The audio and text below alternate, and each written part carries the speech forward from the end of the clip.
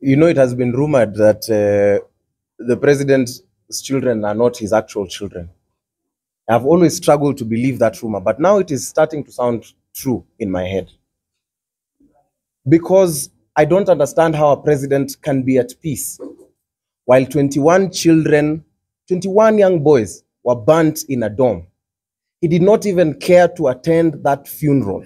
All the president did was order people to gazette that flags be flown at half-mast, that he was busy in a foreign land trying to address world leaders, while in his own country, 21 children lost their lives. Is it true that Nick is his son? Because he should be right about our age, if not a few years older. What empathy, as Majris asked, that men and young men and women of this country were shot down. They did not die of a protest. They were killed by police that he commands. And he has done nothing to date to ensure that the families receive justice, any sort of compensation for people who were in hospital, any sort of reprieve or justice for those families. I am beginning to doubt his parenthood. I am beginning to doubt his empathy and his humanity. This whole hustler narrative that he has always driven, when he tries to impose something as devilish, as inconsiderate as SHIF, under that social health authority that he has forced everyone to register on. How do they determine how much a boda rider pays? How do they determine how much a cow owner pays? What if my cow is not used for dairy? What if it is a bull? What if it was a gift? These people do not care for the Kenyans. And that's what we are saying for the political class. Their time is up. And we will do it together as the youth, and we will mobilize like never before. We will not be divided along tribal lines. We will not be divided along the lines of class as they always have done. And we are saying that we are now draining the swamp. We've said we are coming together to ensure that we look for justice for the people. Just the other day, a young man was sodomized in the county of Mombasa, Bruce. While we know that there is a law that if you feel that someone has insulted you or offended you, you can take them to court. But no, that administration has chosen to sodomize young boys. Now they've used guns, they've used the economy, they've used health, they've used lack of education, and now they're using penetration. And we've said that now as the young people, if in a week we do not get an answer, we will drive a very concerted effort towards the county government of Mombasa. And this is a very clear warning. One, we are to the IG of police, to the national government, but specifically to the county government of Mombasa. All Kenyan youth will come to stand with our own. If you want to sodomize people, and that will be the first and last case that comes to the public limelight, or that even occurs, we will not use sexual violence upon the youth of Kenya. Again, we want to make this very clear that we are sick and tired of this government by thugs, for thugs, that does nothing to advance the agenda of the common mwananchi. We are saying that, President Ruto, your time is limited, if at all it remains. All these side shows that you're trying to give us, so do you want to impeach a deputy, you want to mask things, you want to address and abduct us, it will not happen. The abductions should be over. We are going to drive also a very concerted effort to end police brutality. And now if police want to deal with us the way thugs will deal with them, remember all sovereign power rests with the people of Kenya. If you want to deal with us as thugs, we'll deal with you the way we deal with thugs in our localities. We are calling for instant reforms, but we are also saying that in the long run, we are coming up with a united front to ensure that we will drain this swamp of every ill that bedevils it. Asante. I think I have very little to add what my comrades have said. It's basically that we want this country working for us again. This country has worked for Kenyans in the past. We want it to work again. You'll find that all social support programs that were set up have been bastardized. We had help for poor students, it has been bastardized. You have NHIF to support with the hospitals, it has been bastardized. There are so many things that were supposed to support people. If you take that 104 billion that is being spent on software, what will it do in terms of putting medicine in our hospitals? So this idea that every time we have a problem, we need service, it's used to steal from us, is what you have rejected. And I want to assure you that the struggle for good governance did not collapse. The struggle for good governance continues, and it is in phases. The first phase, the one that fought against the finance bill, was successful. It achieved its goal, and there are many battles lined up by the young people to make sure that we do not end up with a basket case. Kenya is a republic. We are going to keep it as a republic. We are not going to allow anybody to do things that cannot work for a republic. And where I stand, I think IDs that expire is a no-go area, because IDs that expire basically mean that you will be locked out of elections, and they can be used to suppress elections in areas whereby those controlling the power of the state feel they do not have support. Renewal of those IDs will be difficult. So for us, we are here and we are united, and we don't want IDs that expire. We want IDs that are permanent and that can be used for registration of voters and other functions. We are also saying that we have reached a point whereby the taxes are unbearable. Right now, for people who have got salaried income, you'll find that they're paying about 35 to 40% in income tax. So we have gotten to a point whereby people can't pay, and therefore people won't pay. And very soon we are going to have a hashtag, won't pay, can't pay, won't pay. We would have a hashtag, can't pay, won't pay, because if you can't pay, then you don't pay. So you're going to boycott taxes. The other thing, there's a lot of theft in the republic, theft of right from the counties to the national government. We also want to start a hashtag and a proper campaign of Stop the Steal. We want to change from a war on corruption to a war on the corrupt. We want to deal with the corrupt people, smoke them out, and make sure that this country is governed as a republic under the rule of law. And those are the few remarks I would add on what my friends have said. I have nothing more to add unless you have a question for me. The share thing is arrant nonsense. You have seen the trouble it has caused, and we are going to fight it. We are going to make sure it is quashed, and we go back to NHIF. There is no reason why you can, no sensible person replaces a good thing with a bad thing. NHIF was working well. NHIF just needed liberating it from corrupt management by allowing competent people to take over, and we'd go on well. But they brought the share thing. But the share thing is basically, as what you have seen already, is a fraud scheme to steal money from the Kenyan taxpayers, from those who pay premiums.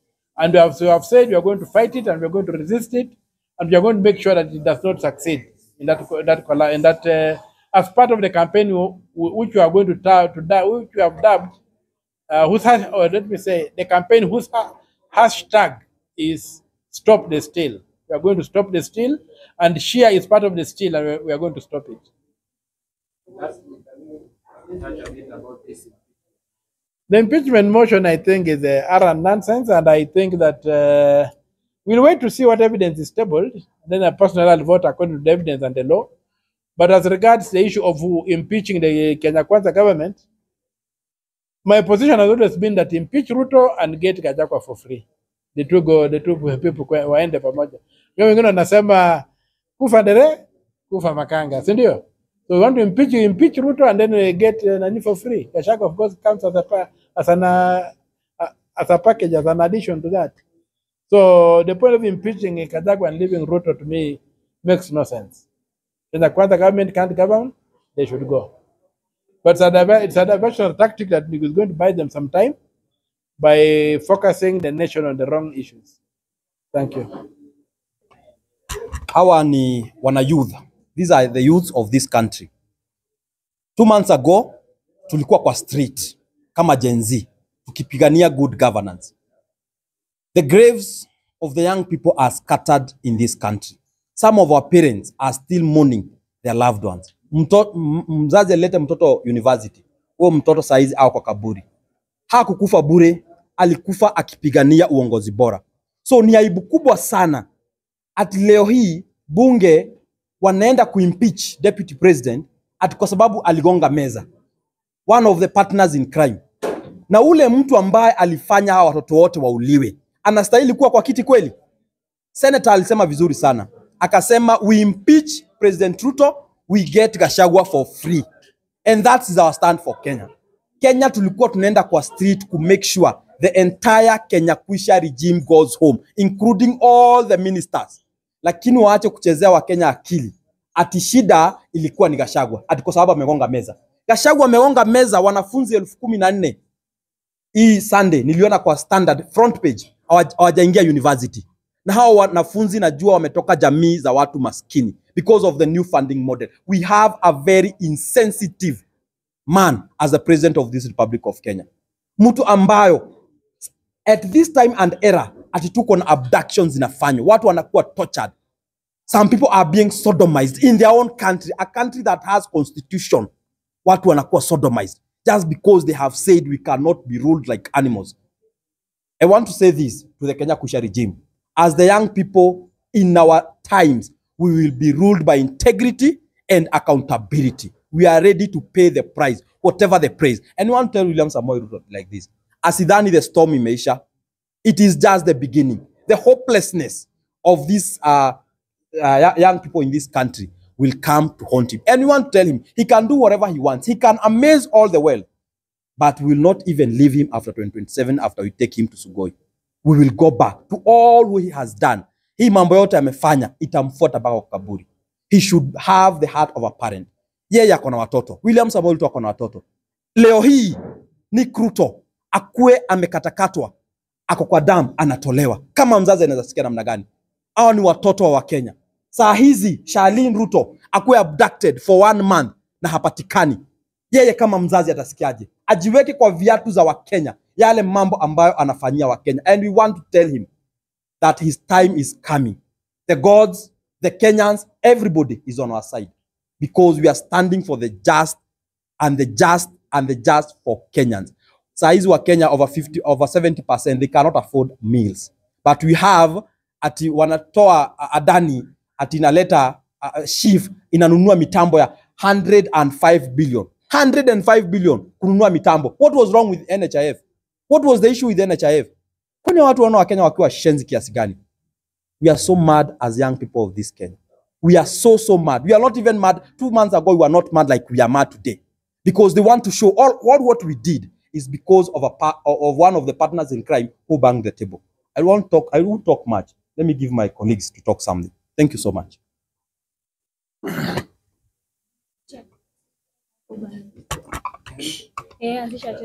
Every speech thank you very much. My name is Fanya Mambo Kinuthia. Yangu ni machache sana. It's all about the national identity card. I keep telling Kenyans, I got my Kenyan nationality with the milk from my mother's breast for free. And when I became a Kenyan, I don't know why every 3 years my Kenyan nationality has to expire. So this horrible, horrendous, catastrophic idea of an ID expiring every 3 years, I don't know where it came from.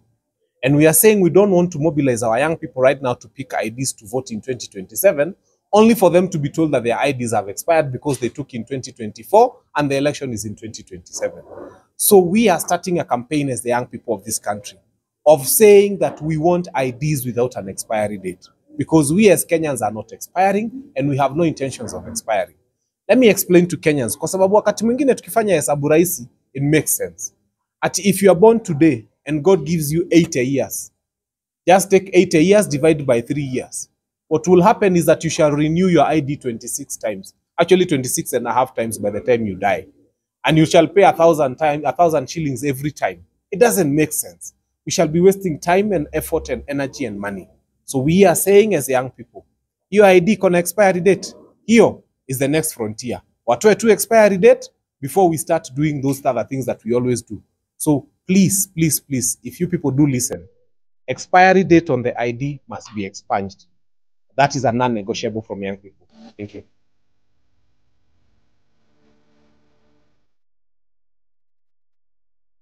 Lare Pastors Fellowship wanakuletea Mega Conference 2024 kuanzia siku ya Alhamisi tarehe 3 hadi Jumapili tarehe 6 mwezi wa 10 katika uwanja wa Baimula mjini Lare. Mikutano ya mchana au lunch hour ni kuanzia saa 6 mchana hadi saa 8 ya dhuhuri, na mikutano ya fufuo ni kuanzia saa 12 kasorobo hadi saa 2 jioni. Na siku ya Jumamosi kutakuwa na mkutano wa watungaji na wahudumu wote kuanzia saa 3 hadi saa 5 asubuhi. Atakayehudumu au guest speaker ni Bishop Benson Ng'ang'a kutoka Nakuru. Kumbuka ni mega conference unayoletewa na Lare Pastors Fellowship katika uwanja wa Baimula mjini Lare. Nyote mwakaribishwa.